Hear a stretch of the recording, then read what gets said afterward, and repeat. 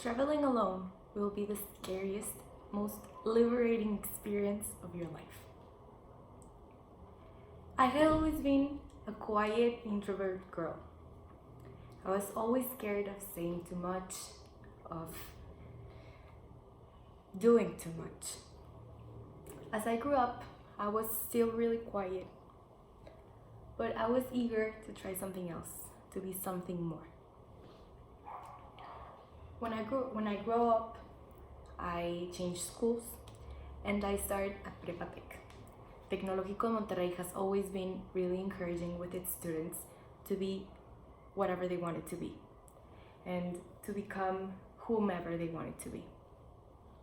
So when I started high school, I decided that I was going to try new things and that I was going to step out of my comfort zone whenever I could. So at my third semester, I decided that I wanted to study abroad. I was really scared, so I decided that I was only going to leave for a summer instead of a whole semester.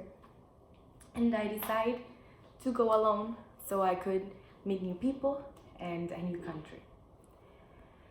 So that summer, when the time came when I had to leave, I was really excited, but I was still scared. All my friends were going to this trip to Spain, and I decided I wanted to go to France. So when the time came when my dad had to pay, he told me that booking the flights by ourselves instead of booking the group flight was going to be cheaper, so that I had to travel by myself. That was one of the most scariest things he had said to me. I had never traveled by myself, and I don't know, I was really, really nervous. So, well, I didn't have a choice, so I accepted. So 1 week before my trip, my dad decided to make me watch Taken.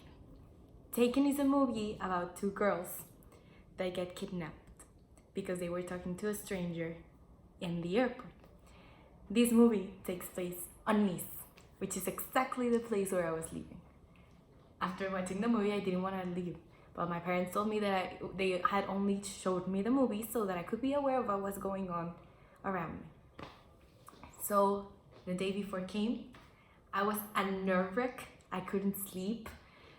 I was excited, but I was really, really scared. So the day came, and I wake up in San Antonio. This is where my flight was going to leave. So I had 3 flights that day. One from San Antonio. The first one was from San Antonio to Denver. So I go to the airport. My parents leave me, and the first flight goes perfectly. It is a 2 or 3 hour flight, and it is great. So I land on Denver, and I land on this humongous airport. There are a lot of airlines, a lot of gates, a lot of restaurants, a lot of people, a lot of places to grab your bags, and I get lost. I couldn't find my bag, and I had to pick it up because I was going to change airlines. So I had to check it in again. So finally, I find it.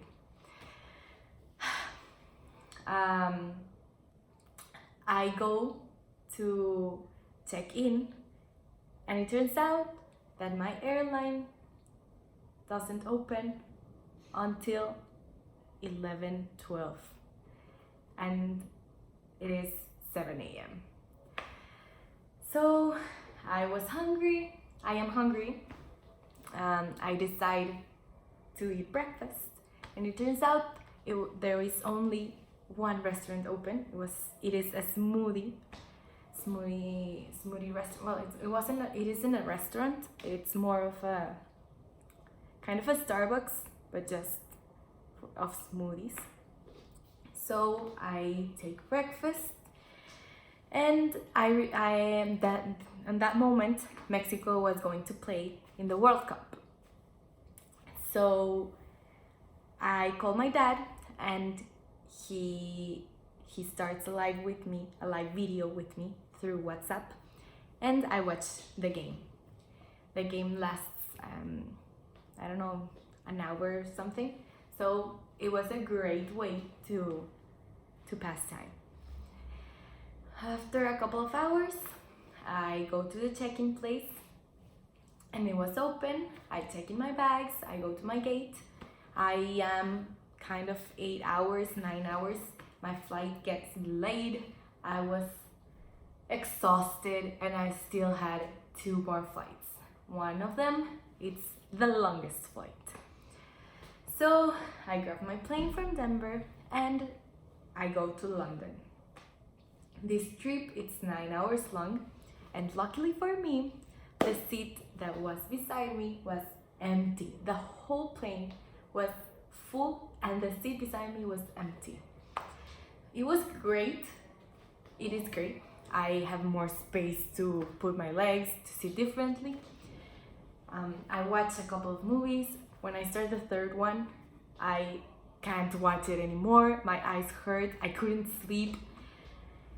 Probably because I was scared that I was going to be kidnapped or that my things were going to be stolen. So I land in London, and my dad had given me pounds that he had used a long time ago and that he had kept in his things. So I tried to buy lunch, and it turns out they didn't accept that type of money anymore. So I was starving. I decided to go to my gate. I wasn't in the airport for that long, not as much as in Denver. And I try again to buy another lunch. The lady that is in there tells me that she couldn't accept it, but she gave my breakfast for free.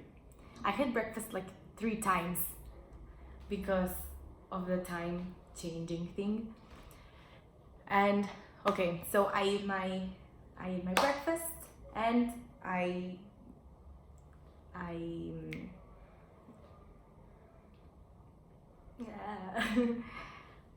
take my flight. This airplane is super small. I didn't have any space for anything, and besides me, it's an old guy. He is a grandpa because he has his grandson in his legs, but he's not fat, but he's not skinny. So he takes a little bit of my seat. So the flight goes great. I land in Nice, and when I land, I had to change money. So I'm in the line, and this person comes to me and starts telling me that I could change to the line beside me, that it was faster, but she was really close to me. So I start to feel something not so great. I back off, and after a few moments, she disappears and I don't see her anymore.